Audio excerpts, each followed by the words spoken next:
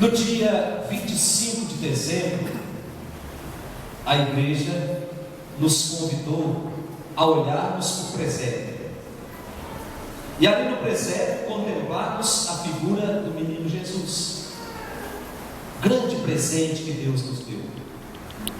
Depois, domingo passado, primeiro final de semana depois do Natal, a igreja nos convidou de novo a voltar os nossos olhos para o presépio. E lá no presépio contemplarmos Jesus, Maria e José. A festa da Sagrada Família que celebrávamos domingo passado. Mas a igreja, com toda a sua sabedoria, nos convida hoje, de novo, a voltar os nossos olhos para o presépio. E agora contemplarmos a cena toda: Jesus, Maria, José e os três reis magos. A festa que nós estamos celebrando hoje, a festa da manifestação de Deus. Portanto, hoje é o dia em que a igreja nos convida a celebrarmos a manifestação de Deus no menino a todos os povos. Mas Deus se manifesta como sendo luz, luz que vem para iluminar a escuridão desse mundo, luz que vem para iluminar as trevas, muitas vezes, da nossa vida. Portanto, nós somos convidados a nos deixar ver por essa luz que vem de Belém, a nos deixar contagiar por essa luz que vem de Belém, e também nos tornarmos luz nas diversas situações da nossa vida. É por isso que nós celebramos a festa da manifestação de Deus. Esse Deus que é luz, esse Deus que veio ao nosso encontro, esse Deus que quis morar no nosso meio, para que nós nos contagiássemos do seu amor, da sua misericórdia e nos tornássemos reprodutores dele no meio da sociedade.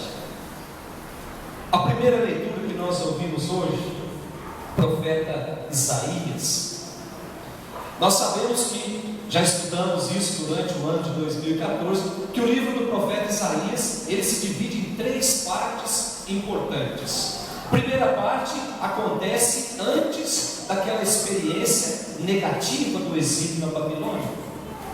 A segunda parte, ela acontece quando o povo fazia a experiência do exílio. E a terceira parte, quando o povo já estava voltando para Jerusalém e reconstruindo a sua vida. Portanto, o capítulo 60 está dentro daquele contexto em que o povo está retornando para Jerusalém. Está construindo a cidade passo a passo, uma vez que Nabucodonosor destruiu totalmente Jerusalém. Destruiu a cidade, destruiu o templo, acabou com os sacerdotes. Portanto, não tinha mais o sacerdote para oferecer sacrifícios a Deus. Não tinha mais o templo, o lugar do encontro com Deus. Não tinha mais as suas casas. Então eles começam a reconstruir a cidade passo a passo. Mas dentro do coração daquele povo pulsava um sonho. O sonho de que um dia Deus voltaria a morar em Jerusalém. E esse Deus, quando chegasse em Jerusalém, viria para trazer a salvação, viria para trazer a paz. Mas para que isso aconteça, Jerusalém precisava ser bela de novo. Jerusalém precisava ser bonita, para que Deus pudesse morar dentro dos seus muros. É o texto que nós lemos hoje na primeira leitura, em que até o profeta sonha com essa Jerusalém diferente daquela que foi devastada pelos babilônios. E quando essa Jerusalém tiver sido totalmente reconstruída, aí todos voltarão os seus olhos para Jerusalém, onde Deus vai habitar definitivamente. Depois, a nossa segunda leitura, carta de São Paulo aos Efésios, que nós também ao longo de 2014 já estudamos essa carta. E Éfeso era a maior cidade do império, capital da Ásia. Mesmo com todas as dificuldades de uma cidade grande, Paulo ainda consegue fundar uma comunidade ali dentro. Uma comunidade que, mesmo diante das adversidades, diante das perseguições, continuava firme. Então Paulo, hoje, esse texto da segunda leitura, vem falar de um tema um pouco diferente. Ele fala sobre o grande mistério de Deus. E ele vem dizer que esse mistério, esse projeto salvador de Deus, ficou escondido por muitos anos, por muitos séculos. E ele diz no texto, ficou escondido, passou de geração em geração. E agora Deus revela esse mistério em Jesus. É o que Paulo diz nessa segunda leitura de hoje. E ele continua dizendo que ele é testemunha desse mistério, diante de todo mundo, porque também foi revelado a ele. Com Cristo, afirma Paulo, chegou a salvação, não só para um grupinho de judeus, não só para um grupinho fechado, mas a salvação chegou para todo mundo. A partir de Jesus, nós vamos formar um único corpo.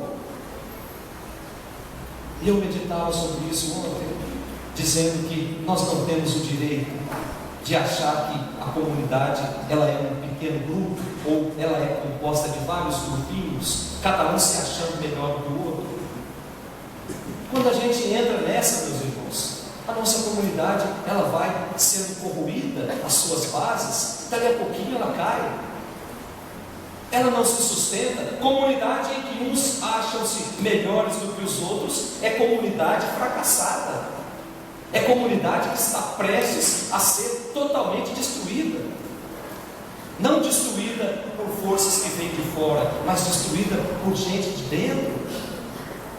Isso é o pior de todos os pecados, meus irmãos. Quando a gente começa a transformar a comunidade num campo de batalha.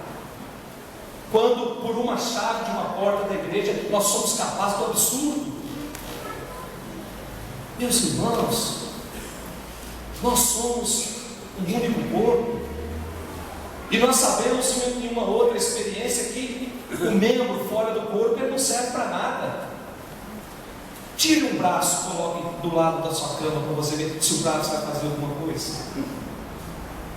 Portanto, se nós tomarmos consciência disso, que sem a igreja nós não somos nada, sem essa experiência transformadora da igreja, nós não somos nada. Portanto, esse corpo é a igreja, meus irmãos. A cabeça é o próprio Cristo. Portanto, nós precisamos redescobrir isso. Que juntos nós somos melhores, que juntos nós somos mais solidários, que juntos nós somos mais humanos. E o tema vem a calhar nesse primeiro final de semana do ano de 2015. Nós precisamos caminhar juntos. E quando a gente caminha junto, a gente caminha na certeza de que Deus está do nosso lado. Nós não vamos caminhar apenas no grupinho. Alguns dias atrás me disseram que essa paróquia é uma panelinha. Eu disse, não, essa paróquia é uma panelona, sem tampa, onde todo mundo pode pular dentro. Nós não podemos caminhar fazendo grupinhos, não podemos dividir o corpo de Cristo. E depois, o nosso Evangelho de hoje, capítulo 2 do Evangelho de São Mateus, nos apresenta a visita dos magos à gruta de Belém. É a festa que nós celebramos hoje. Mas ao mesmo tempo a leitura nos apresenta Jesus como sendo o enviado de Deus, que vem oferecer a sua salvação. Então nós temos também a manifestação de Deus nessa leitura, ou melhor, a manifestação da bondade de Deus, que vem nos oferecer gratuitamente a salvação. Quais são os passos para sermos salvos? Um único passo apenas: deixar Jesus conduzir a nossa vida, deixar-se conduzir por Jesus. Esse é o caminho para a salvação. Nós não precisamos promover espetáculos, nós não precisamos promover show da fé, nós não precisamos promover nada. Precisamos apenas permitir que Jesus vá transformando aquilo que precisa ser transformado. Esses homens que visitaram o presépio, cujos nomes nós não sabemos, embora já tenhamos colocado o nome dos três, Gaspar, Baltazar e Belchior, mas invenção, não existe na Sagrada Escritura.